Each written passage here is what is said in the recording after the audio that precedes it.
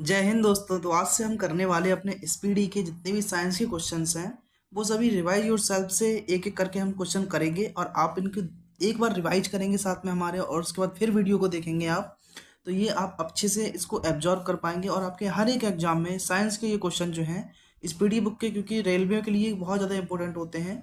तो रेलवे के एग्जाम के अलावा और भी जितने भी एग्जाम हैं उनमें ये कहीं ना कहीं से आते हैं। तो आप एक एक करके देखते जाइए और आइए आंसर अपने स्टार्ट करते हैं। अगर आप पहली बार चैनल पर आए हैं तो सब्सक्राइब अगर आपकी इच्छा हो तो कर लीजिए, अदरवाइज चलिए हम शुरू करते हैं क्वेश्चंस के साथ में। तो पहला क्वेश्चन जैसे कि आप देख रहे होंगे कि एस्टिग्मेटिज्म एक्सटिग्मेटिज्म जो है एक बीमारी है। ये किस तरीके की बीमारी है? तो एक्टिग्मेटिज्म जो है ये हमारे आंखों की बीमारी होती है दोस्तों। याद रखेंगे आप, एक्टिग्मेटिज्म ये आंखों से संबंधित बीमारी है। चार ऑप्शन दिए गए हैं, कानों की, नाक की और गले की। तो एक्टिग्मेटिज्म जो है आंखों की बीमारी है। विश्व स्वास्थ्य दिवस देखो ये पूछा गया है, रेलवे का ये कई बार आया हुआ है। तो हम कब मनाते हैं? ये 7 अप्रैल को विश्व स्वास्थ्य दिवस मनाते हैं। मोस्टली सभी को पता होता है ये चीज़ें। तो आइए क्वेश्चन नंबर 3 आपके सामने है कि मेलाकोनाइट किस धातु का खनिज है? मेलाकोनाइट किस धातु का खनिज है? तांबा, चांदी, मैग्नीशियम या फिर लोहा? तो मेलाकोनाइट जो है वो आपके तांबे का खनिज है।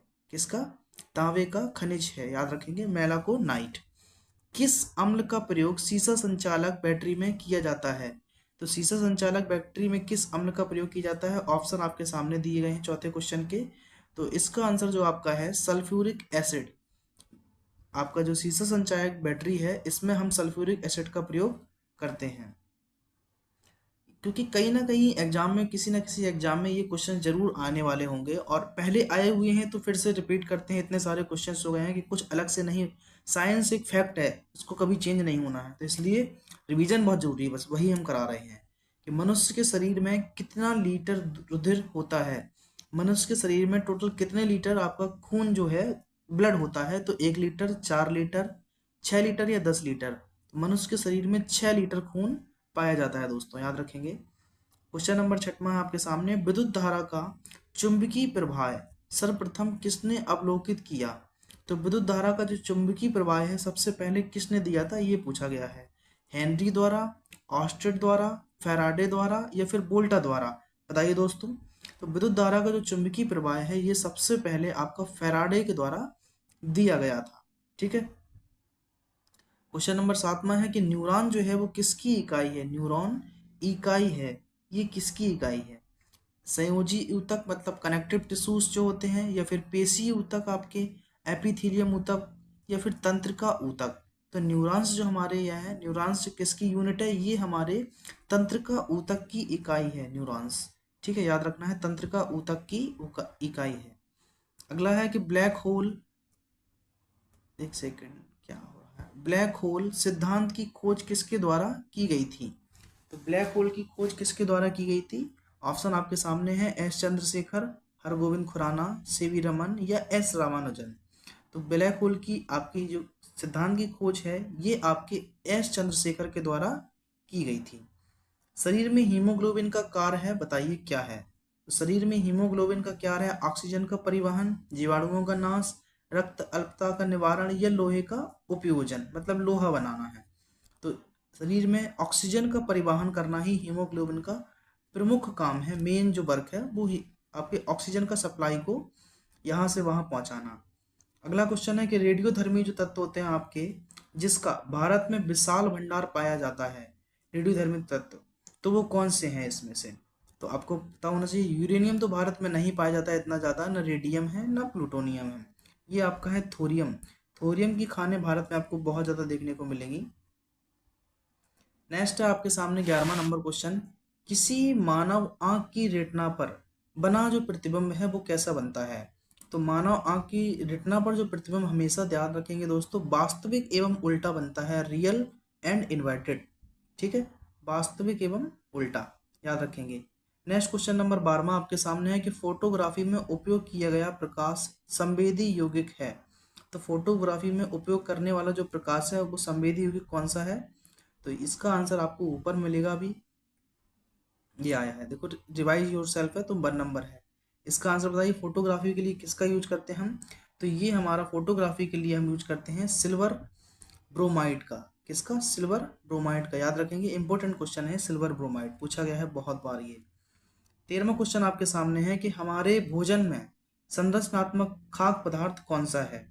तो हमारे भोजन में जो संरचनात्मक खाद्य पदार्थ जो है वो है विटामिन एवं खनिज। विटामिन एवं खनिज याद रखेंगे आप, ठीक है। नेक्स्ट है 14वां नंबर क्वेश्चन, 14 नंबर, कि 1 ग्राम वाले पदार्थ का तापमान 1 डिग्री सेल्सियस बदलने के लिए आवश्यक ऊष्मा की मात्रा को क्या कहेंगे आप? तो ये आपकी विशिष्ट ऊष्मा कहलाती है, लेटेंट हीट, ठीक है, विशिष्ट ऊष्मा। क्वेश्चन नंबर 15 है कि पीतल किसका मिश्रण है? तो पीतल जो है वो की मिश्र धातु है। पीतल किस किस से बनाई जाती है? तो पीतल आपकी तावा और जस्ते से मिलकर बनती है पीतल। अब देखो उसके ही नीचे आ गया है दूसरा कि टांका। टांका जो शोल्डर, ये भी मिश्र धातु है। ये किसका मिश्रण है? टांका जो लगाते हैं ना सुनार वगैरह है, या फिर आप लोहे की दुकान पर जाइए, वो लोग भी टांका लगाते हैं। तो ये आपका जो है वो सीसा और टिन का मिश्रण होता है, वही हम जिसको शोल्डर बोलते हैं। ये टांका मिश्रण होता है किसका? सीसा और टिन का। तो 16वें का आंसर ऑप्शन नंबर डी याद रखना है दोस्तों। क्वेश्चन नंबर 17 आपके सामने है कि सोडा वाटर क्या है? सोडा वाटर बनाने के लिए कौन सी गैस प्रयोग की जाती है? देखिए जितने भी आप कोल्ड ड्रिंक पीते हैं, चाहे पेप्सी हुई या स्प्राइट हुई या कोई भी आपकी जो ड्रिंक है, जितनी भी कोल्ड ड्रिंक पीने वाली हैं, इन सभी में कार्बन डाइऑक्साइड गैस पाई जाती है, याद रखेंगे। उसी की झड़प जो होती है कार्बन डाइऑक्साइड की, ठीक है। इसमें क्या लिखा है? सोडा वाटर बनाने के लिए किस गैस का प्रयोग किया जाता है? तो CO2 होती है, ठीक है। क्वेश्चन नंबर 18 आपके सामने है कि वह उपकरण जो विद्युत ऊर्जा को यांत्रिक ऊर्जा में बदल देता है। अब विद्युत ऊर्जा से यांत्रिक ऊर्जा में बदल रहे हैं, तो ये कौन सा होता है? ये आपका होता है विद्युत मोटर, जो कि विद्युत ऊर्जा को यांत्रिक ऊर्जा में बदल देता है, विद्युत मोटर। क्वेश्चन नंबर 19 है कि गतिज ऊर्जा का अभिव्यंजक क्या है? मीन्स गतिज ऊर्जा का सूत्र पूछा गया है, ठीक है। तो गतिज ऊर्जा का सूत्र क्या होता है? 1/2 mv²। और ये जो ऊपर वाला है ये है स्थितिज ऊर्जा का सूत्र, U = mgh। दोनों याद रखना है आपको। क्वेश्चन नंबर 20 है, प्रतिध्वनि किस कारण सुनी जाती है? प्रतिध्वनि किस कारण से सुनते हैं? तो अपवर्तन है या परावर्तन है या फिर व्यतिकरण है या अनुनाद है? तो प्रतिध्वनि सुनने का जो कारण है वो है हमारा ध्वनि तरंगों का परावर्तन, मीन्स वापस लौटाना है। क्वेश्चन नंबर 21 आपके सामने है कि पानी से भरे एक बर्तन में बर्फ का एक टुकड़ा तैर रहा है, ठीक है, तैरने दीजिए। पूरी बर्फ के पिघलने पर बर्तन का जल स्तर क्या होगा? अगर देखो बर्फ का टुकड़ा तैर तैर रहा है, तो अगर उसकी जो बर्फ उसका पानी घुलेगा, बिल्कुल घुलेगा, आप कहेंगे बढ़ जाएगा स्तर, नहीं, अपवर्तित रहेगा। उसका जो पानी का स्तर है, बर्फ के जल का स्तर, वो कभी भी नहीं बदलेगा, ना बढ़ेगा ना घटेगा। आप देख लीजिए कभी इसको एक्सपेरिमेंट करके, ये हमेशा अनचेंज रहेगा। नेक्स्ट है कि दो समांतर दर्पणों के बीच, दो जो हमारे पैरेलल दर्पण होते हैं, मतलब ग्लास होते हैं, मिरर, उनके बीच धातु के एक गोले को रखा जाता है, ठीक है। इससे बनने वाले प्रतिबिंबों की संख्या कितनी होगी?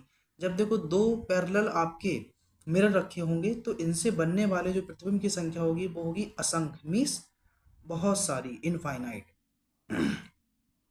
नेक्स्ट है कि सार्स एक बीमारी है, बिल्कुल आपने पढ़ा होगा, सार्स एक बीमारी है, जो कि अक्षर इसमें ए आया है, ये किसको निरूपित करता है? देखो इसका फुल नेम आप पहले समझ लीजिए, सीवियर एक्यूट रेस्पिरेटरी सिंड्रोम, ये होता है सार्स का फुल नेम। तो ये रहा एक्यूट, ठीक है। क्वेश्चन नंबर 23 का answer option number D, SARS के पूरे नेम में ए का पूछा गया था, तो ए से एक्यूट होता है। नेक्स्ट है डिप्थीरिया जो रोग है वो प्रभावित करती है। डिप्थीरिया प्रभावित करती है, क्या प्रभावित करती है डिप्थीरिया? ये आपके गला को प्रभावित करती है। डिप्थीरिया, पर्टुसिस, टेटनस, डीपीटी के टीके भी लगाए जाते हैं, ठीक, आप लोगों को भी लगा होगा अगर तो याद होगा। नेक्स्ट है कि सरल यांत्रिक लाभ वाले लीवर में होता है। इतने सरल यांत्रिक लाभ वाले लीवर जो होते हैं, इनमें क्या होता है? इनमें आपका प्रयास और फलक्रम के बीच भार होता है। सरल यांत्रिक लाभ वाले लीवर में प्रयास और फलक्रम के बीच भार रखा जाता है। क्वेश्चन नंबर 26 देखेंगे दोस्तों, जब एक लिफ्ट ऊपर की ओर जाती है तो क्या होता है बताइए? जब एक लिफ्ट ऊपर की ओर जाती है तो आदमी का भार वास्तविक भार से कम होता है। क्योंकि ऐसा क्यों होता है? क्योंकि उसका जो त्वरण है वो नीचे की ओर लगता है। आदमी तो जा रहा है ऊपर, लेकिन उसका जो त्वरण जो होता है, एक्सेलरेशन, वो हमेशा डाउनवर्ड होता है, नीचे साइड में। ठीक, यही कारण है। क्वेश्चन नंबर 27 आपके सामने है, निम्न में से किस रंग का तरंग दैर्ध्य सबसे अधिक होता है? तो याद रखना है दोस्तों, लाल रंग का तरंग दैर्ध्य सबसे अधिक होता है, और बैगनी रंग का अगर देखो इसका तरंग दैर्ध्य ज़्यादा है तो इसका तरंग दैर्ध्य कम होगा। ठीक, लाल रंग का तरंग दैर्ध्य ज़्यादा है तो बैगनी रंग का तरंग दैर्ध्य सबसे कम होगा, याद रखेंगे। वैसे सबसे ज़्यादा इसी का है, तो इसका अपोजिट क्या कर दीजिए, ये इसका कम। ठीक, लो में पहुंच जाएगा। अब बात करते हैं बेगन क्षमता की। पेनिट्रेशन पावर जो होती है, बेगन क्षमता जिसको बोलते हैं पेनिट्रेशन पावर। तो लाल रंग की बेगन क्षमता कम होती है, जबकि बैगनी रंग की बेगन क्षमता अधिक होती है। ठीक है, ये एक दूसरे का अपोजिट एक प्रकार का याद रखना होता है, और इसमें बहुत गलती करते हैं बच्चे कि लाल रंग की तरंग दैर्ध्य अधिक होती है, कभी बैगनी में लगा जाते हैं, तो यही रॉन्ग हो जाता है उनका। 1 माइक्रोन किसके बराबर होता है? Question number 28। 1 माइक्रोन आपके, वैसे तो याद होना चाहिए आपको, 10⁻⁻6 सेंटीमीटर के बराबर होता है, लेकिन अभी मिलीमीटर में चेंज करना है, तो ये आपका 0.001 मिलीमीटर होता है। 1 माइक्रोन बराबर 0.1001 मिलीमीटर। ठीक है। क्वेश्चन नंबर 29 है कि सभी गैर शून्य आयतन प्राप्त करते हैं, सभी गैर शून्य आयतन प्राप्त करते हैं जब तापक्रम घटाया जाता है। कितना तापक्रम घटाया जाता है? -273 डिग्री, जिसको हम परम शून्य ताप कहते हैं। ठीक, ये होता है -273 डिग्री सेल्सियस। एसिड बदलता है, एसिड क्या बदलता है भाई साहब? नीले रंग को लाल में बदलता है, या लाल लिटमस को नीले में बदलता है। ये तो बेस के लिए है, तो ये तो गलत हो जाएगा। ठीक, एसिड मतलब लाल, याद रखेंगे। तो एसिड जो है वो नीले लिटमस को लाल में कन्वर्ट कर देता है, चेंज कर देता है। चीनी के घोल में तापक्रम बढ़ाने पर चीनी की विलेयता क्या होगी? तो चीनी की घोल में तापक्रम बढ़ाने पर चीनी की विलेयता बढ़ती है, क्या होती है? बढ़ जाती है। ठीक है। क्वेश्चन नंबर 32 आपके सामने है। 32 में लिखा है कि कार्बन का शुद्धतम रूप कौन सा है? तो कार्बन का सबसे शुद्धतम रूप इसमें कौन सा मिलेगा आपको? कोक, कास्ट कोयला, या फिर कोयला, या फिर हीरा। देखो कोयला कोयला दोनों में है, ये कास्ट है, ये कोयला है। ये कोक भी कोयला होता है, लेकिन सबसे शुद्धतम रूप जो आपके हीरे का, कार्बन का है, वो है हीरा।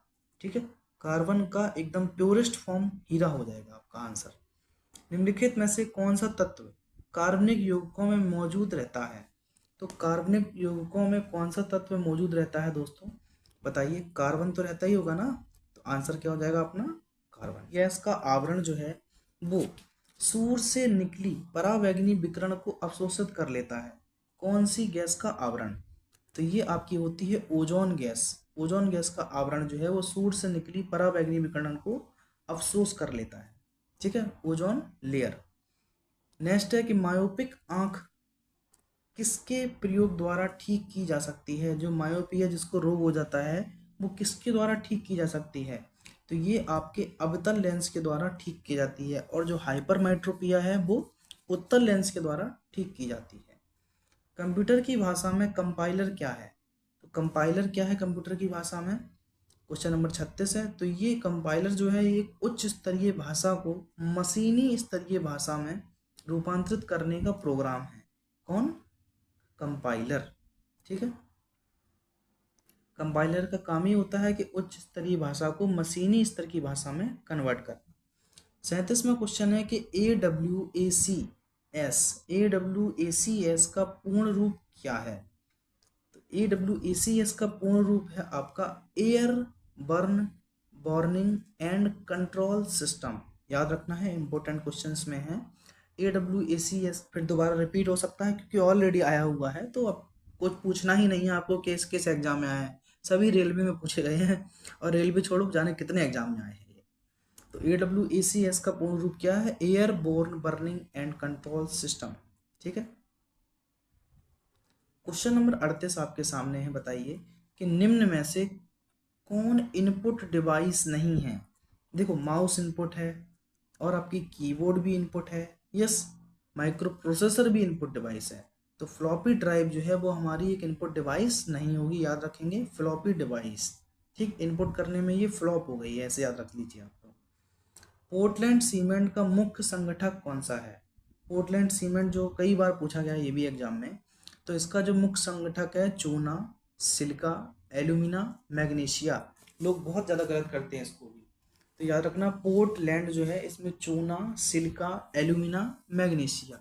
इस तरीके से याद रखो कि चूना, सिलिका, एल्यूमिना एल और मैग्नीशिया से एम, है ना, सीसाम, सीसाम से याद रखेंगे तो याद रहेगा थोड़ा सा। अपने मन की ट्रिक है, कोई भी बना लीजिए जो आपको इजी लगे। फोटोग्राफी में पिक्चर के रूप में प्रयोग होता है, तो फोटोग्राफी में पिक्चर के रूप में हमारा जो सोडियम थायोसल्फेट है इसका प्रयोग करते हैं। किसका? सोडियम थायोसल्फेट का। आप धीमे धीमे करके देखते जाएंगे तो देखो बिल्कुल भी बोरिंग नहीं होगा। ठीक, क्या लिखा है? रेक्टिफायर का प्रयोग किया जाता है। रेक्टिफायर का प्रयोग किसके लिए करते हैं? इसका प्रयोग हम एसी को डीसी में बदलने के लिए रेक्टिफायर का प्रयोग करते हैं, अल्टरनेटिव करंट को डायरेक्ट करंट में चेंज करने के लिए। नेक्स्ट है कि रतौंधी किस विटामिन की कमी से होता है? विटामिन ए की कमी से होने वाला रोग कौन सा होता है? रतौंधी वाला ही रोग है, तो ऑप्शन नंबर हमारा ए सही आंसर हो जाएगा।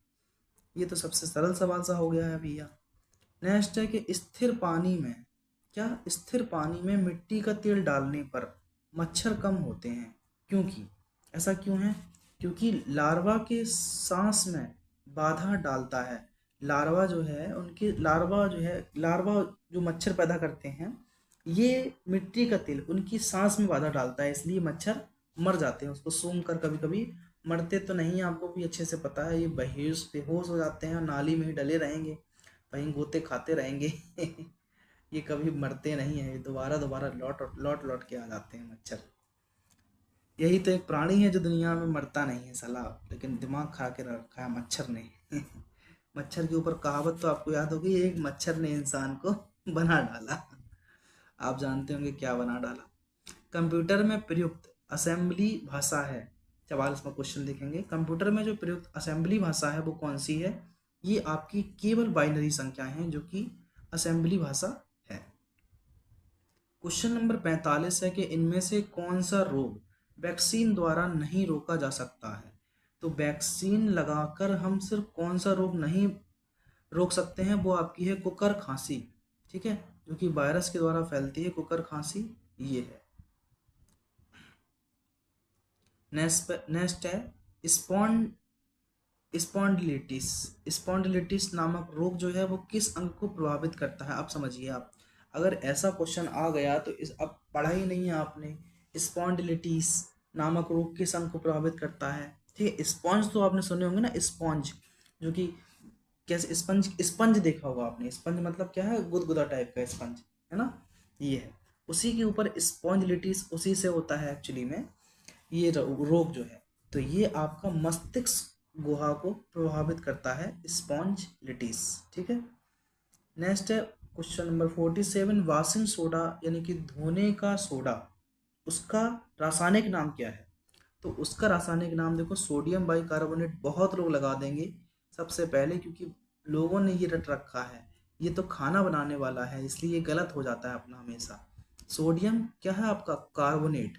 कहाँ गया? Sodium carbonate, option number B, जो कि आपके धोने वाले कपड़े वाला सोडा है।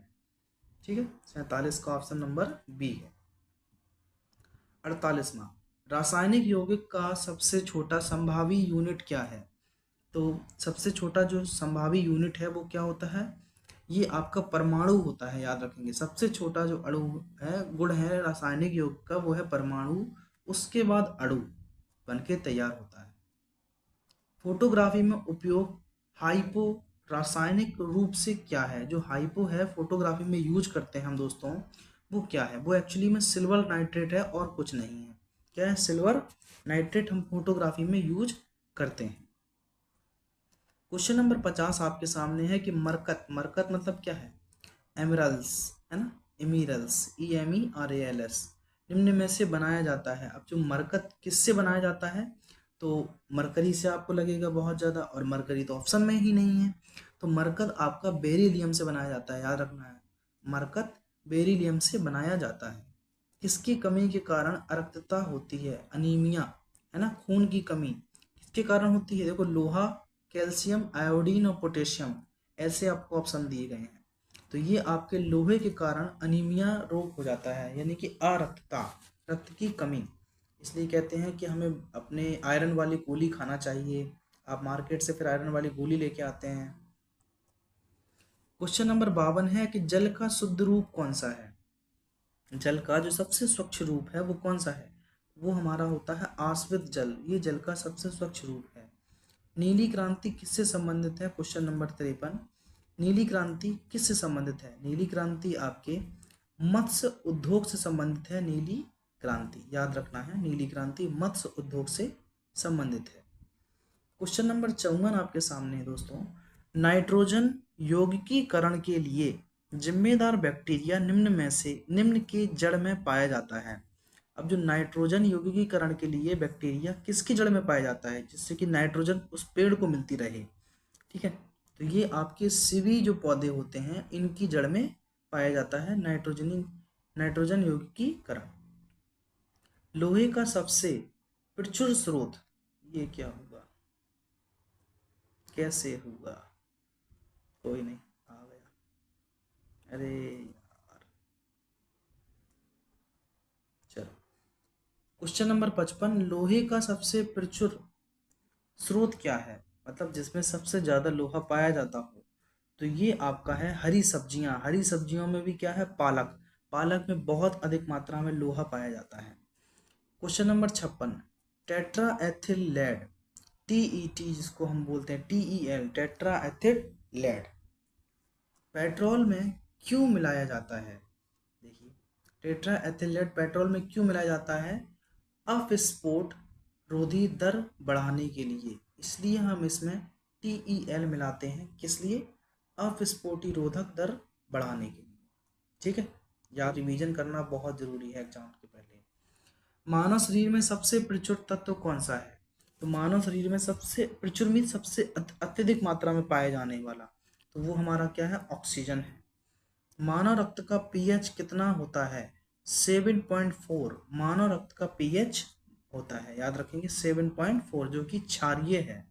7 क्या होता है, न्यूट्रल, और 7 से कम है तो एसिडिक हो जाएगा, 7 से अधिक बेसिक होता है, मीन्स क्षारीय।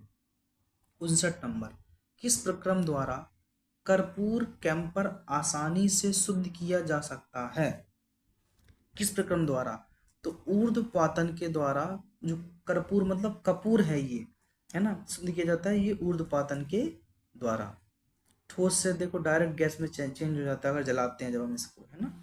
60वां क्वेश्चन आपके सामने है कि कार्बन का न्यूनतम प्रतिशत किस में पाया जाता है, सबसे कम जो कार्बन है वो किस में पाया जाता है, ये आपका है पिटवा। देखो अब इतना पीट देंगे किसी को तो उसमें कार्बन क्या कुछ नहीं बचेगा यार, तो ऐसे याद रखना है कि पिटवा लोहा इतना पिट गया है कि उसमें कार्बन खत्म हो गया है, पीट पीट कर पूरा कार्बन उसका हटा दिया है, ठीक, ये एक तरीका है याद रखने का। अदरवाइज तो आपके पास तो हजारों तरीके होते हैं याद करने के, उसमें क्या है, देखिए अत्यधिक आघातवर्धक मतलब मैलिएबल धातु, लचीली धातु कौन सी है इसमें, ठीक है, तो ये आपकी है सोना। अगर सोना इतना मैलिएबल ना होता तो हम इससे छोटे छोटे जो डिजाइन बनाते हैं आपके सुनार वगैरह, ये हार, सोने की अंगूठी, जो भी सोने की चीज बना रहे हैं सब कुछ, ये सब क्या है, मैलिएबल के कारण। अगर सोना इतना लचीला ना हो तो कुछ नहीं बन पाएगा, ठीक है, तो याद रखेंगे सबसे ज्यादा लचीला जो धातु है वो है सोना है। नेक्स्ट है कि रक्त में कौन सा तत्व नहीं पाया जाता है। अब देखो रक्त में लोहा पाया जाता है, आपने पढ़ा है, इसमें ये पूछ रहा है कौन सा नहीं पाया जाता है, तो इस पर ध्यान देना है। तांबा भी है रक्त में, मैग्नीशियम भी है रक्त में, क्योंकि तांबे के हम लोटे में या गिलास में पानी पीते हैं, मैग्नीशियम हमें फल से मिलता है, खाने से, सब्जियों से।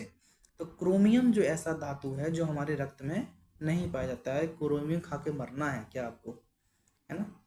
63वां क्वेश्चन है कि आलू के अंकुर उपयोगी हैं, क्यों, आलू के अंकुर जो हैं वो उपयोगी क्यों हैं, क्योंकि ये जनन के लिए काम आते हैं, जो विटामिन ई होता है ना हमारा, फर्टिलिटी कम हो जाती है तो हम जब फर्टिलिटी किसी व्यक्ति की कम हो जाती है, आदमी हो या औरत हो, दोनों में ही फर्टिलिटी होना चाहिए इक्वल में, तभी जाके संतान उत्पन्न होता है।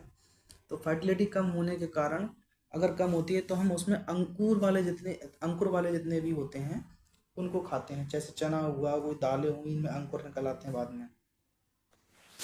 क्वेश्चन नंबर 64 देखते हैं, आइए, बहुत बातें हो गई हैं। 64 में है कि निम्न में से किस पौधे की वृद्धि में सबसे कम जल की आवश्यकता होती है। ठीक है, ऐसा कौन सा पौधा है जिसमें कम से कम पानी डालेंगे और ये बढ़ता चला जाएगा। तो ये आपको दिख रहा होगा, सबसे अलग सा लग रहा है, यूकेलिप्टस है, लंबा होता है भाई साहब बहुत ज़्यादा, है ना। इससे भी लंबा है सिकोया जाइजेंटम, हमारे अर्थ पर सबसे ऊंचा, सबसे बड़ा पौधा उसको बोलते हैं, पेड़, सिकोया जाइजेंटम। विद्युत चुंबक के रूप में सामान्यतः किस धातु का प्रयोग किया जाता है। विद्युत चुंबक के रूप में हम नर्म लोहे का प्रयोग करते हैं। ठीक है, याद रखेंगे, नर्म लोहा का। नेक्स्ट है, गोबर गैस का प्रमुख अवयव कौन सा है, बताइए जरा। गोबर गैस का जो प्रमुख अवयव है दोस्तों, वो हमारा है इथेन गैस। ठीक है, मीथेन मत लगा दीजिए गलती से भी। तो 66 का आंसर है इथेन, गोबर गैस का प्रमुख अवयव है इथेन। लोगों को मन में मीथेन आता है डायरेक्ट, कुछ भी कहो मीथेन है ना। आइसक्रीम में जिलेटिन क्यों मिलाया जाता है। आइसक्रीम में जिलेटिन किस लिए मिलाया जाता है, क्योंकि शीतक को द्रुत करने के लिए। ठीक है, जिलेटिन मिलाया जाता है जिससे कि ठंडक बनी रहे उसमें, जो उनका बॉक्स होता है उसके लिए। इसमें देखो, रवा बनाने के बचने के लिए, सुगंध एवं स्वाद देने के लिए, ऐसे उल्टे सीधे ऑप्शन दिएंगे तो क्या, बच्चे तो कर ही लेंगे सभी, हर कोई कर लेगा वो तो। 68 में देखिए, एनाटॉमी विज्ञान की वह शाखा है जिसका किससे संबंधित है। एनाटॉमी में हम एक्चुअली में प्राणी एवं पौधों की रचना जो है उसका हम अध्ययन करते हैं एनाटॉमी में, है ना। बॉडी लैंग्वेज का, बॉडी का पूरा, वो एनाटॉमी है। क्वेश्चन नंबर 69 आपके सामने है, मिर्गी एक बीमारी है किस तरीके की, बताइए। मिर्गी जो आपकी है ये स्नायु प्रणाली की बीमारी है, मिर्गी, याद रखना है, मिर्गी एक बीमारी है, कैसी, स्नायु प्रणाली की, है ना। सांस लेने में दिक्कत हो जाती है जब मिर्गियाँ आती हैं तो ये हमने एक रिवाइज योर सेल्फ वाला 1 नंबर पार्ट था, इसमें 69 क्वेश्चन कंप्लीट कर लिए हैं। इसके बाद आपका रिवाइज 2 आएगा, जिसमें कि फिर से आपके सामने लगभग 77 क्वेश्चन रहेंगे, हम उसको लेंगे।